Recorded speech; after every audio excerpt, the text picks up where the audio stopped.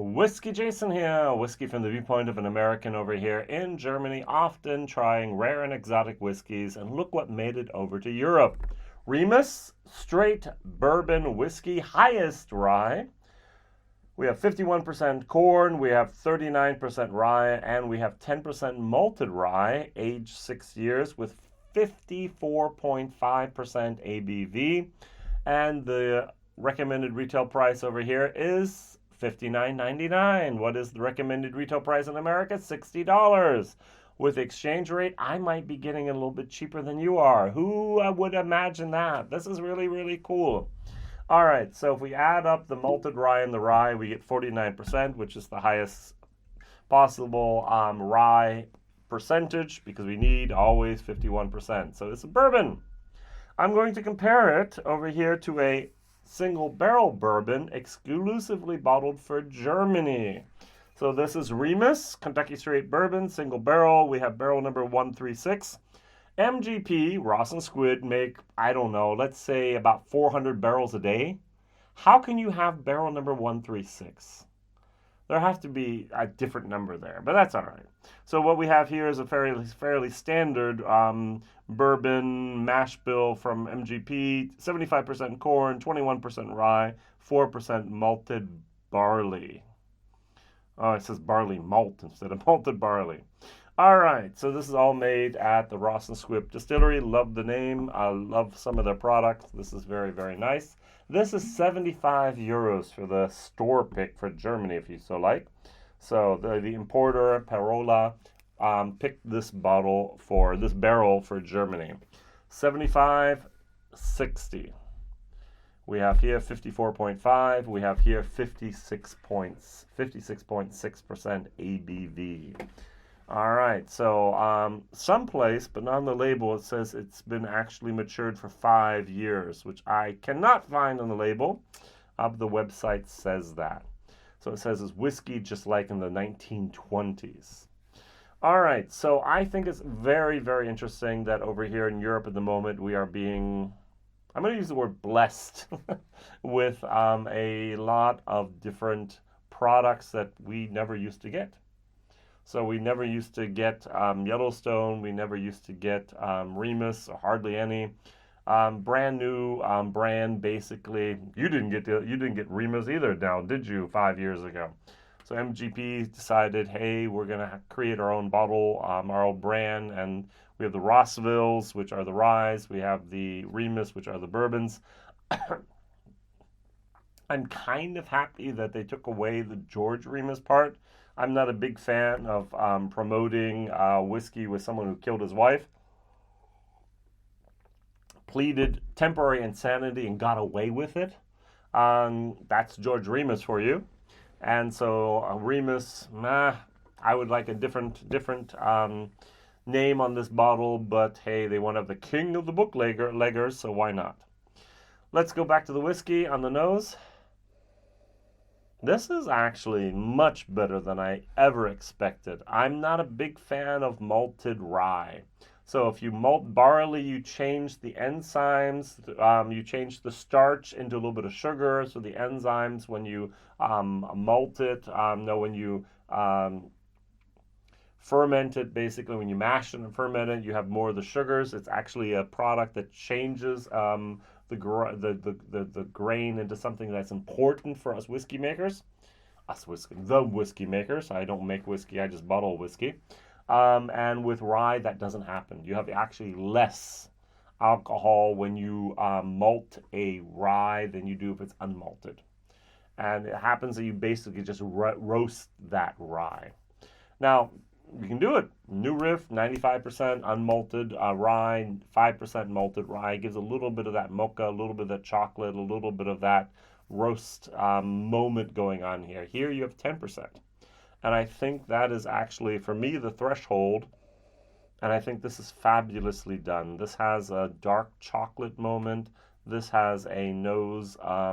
We have a little bit of a nuttiness, a little bit of a hazelnut going on in there. And there's a little bit of the wood spice that's in there. Well done. All right, over here, the single barrel. It's more of a typical standard bourbon, a little bit more, it smells, which is not possible, smell thinner. It smells less aromatic. It's like having a tea compared to a espresso. That espresso, that roasted coffee bean moment comes through more. This is just a little bit on the flavor profile on the downside. It's not bad, but it's just a standard bourbon. The alcohol is well integrated like that. All right, let's try it. 54.5% ABV. By the way, if you're looking for a Whiskybase number, 237566. Still no Whiskybase number. I've had the bottle for almost a year, almost a month and a half now. Cheers.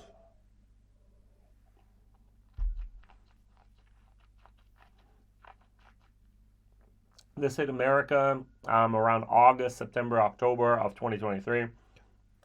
At the end of November, it just hit Germany. Wow, that's good. That is so much better than expected.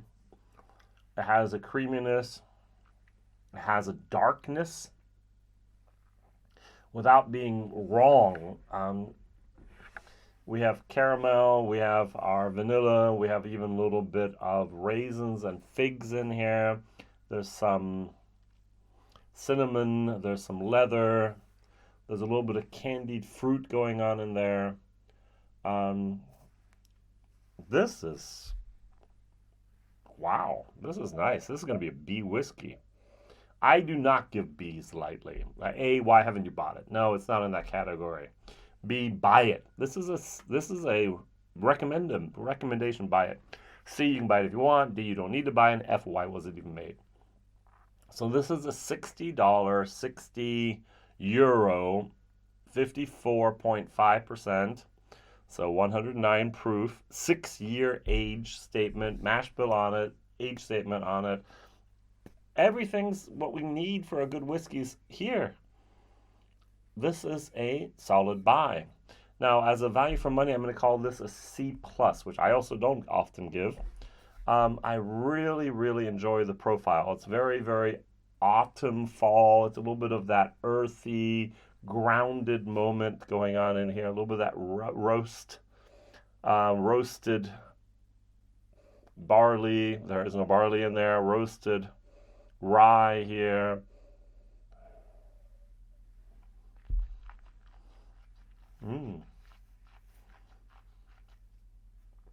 Mouth filling. This is pretty well made juice. Got some honey. Just keeps on going. Now the thing is, it's not overly complicated, but it's exactly what you need. Sometimes I've used the expression of a car, and if you've ever been over here in Europe, we know that we love our VW Golfs. The VW Golf, they actually created a class of car called that, mid-size Golf car. And it's everything you can possibly put in as smallest as a car you can get. And that's what this is. This is absolutely everything you need, in my opinion, for a great tasting whiskey, a great tasting Highest Rye bourbon. It gives you the flavor, it gives you the mouthfeel, it has an okay price. It's a little bit different without going too weird on you, without having a finish.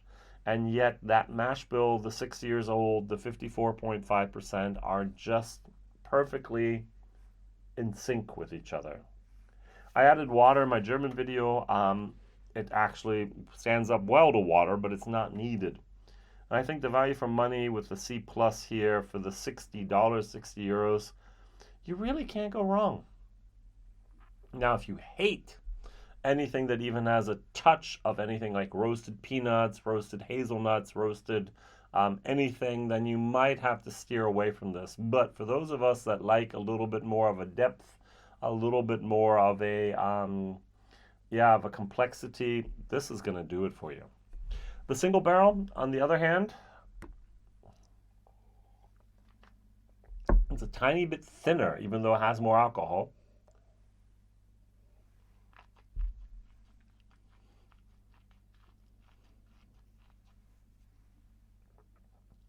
Don't get me wrong, it's not bad. It's a C plus whiskey. But compared to this just has depth and character and personality. This is a standard MGP bourbon at a nice cask strength. I don't even know if it's cask strength, 56.6% here. This is traditional. This is good. This is nice. This is unique and exotic and even a little bit sexy. So, B whiskey, C plus for value for money. C plus, value for money, 75 euros.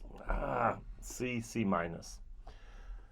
REMUS, Ross and Squibb Distillery are doing great things. If you can find some stuff that's independently bottled, go for it. If you can't find it, buy one of these. Both of them. This especially will not let you down. This is a German exclusive.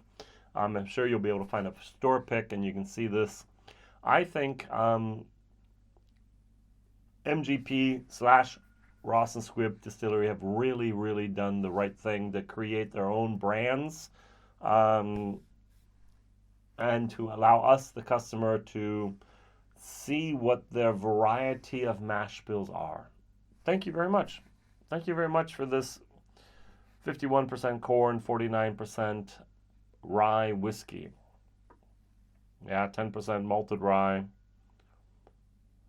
39% normal rye. Wow, I'm happy. So, what is your favorite high rye bourbon? Is it going to be a Four Roses single barrel? Is it going to be maybe a New Riff, also 35% rye in there? Is it going to be something totally different? What is your favorite high rye bourbon? This is the Highest Rye. And just like other whiskey tubers in America, I highly recommend it. Thank you very much for watching, liking, subscribing, telling others. See you real soon. Whiskey Jason here. Bye-bye.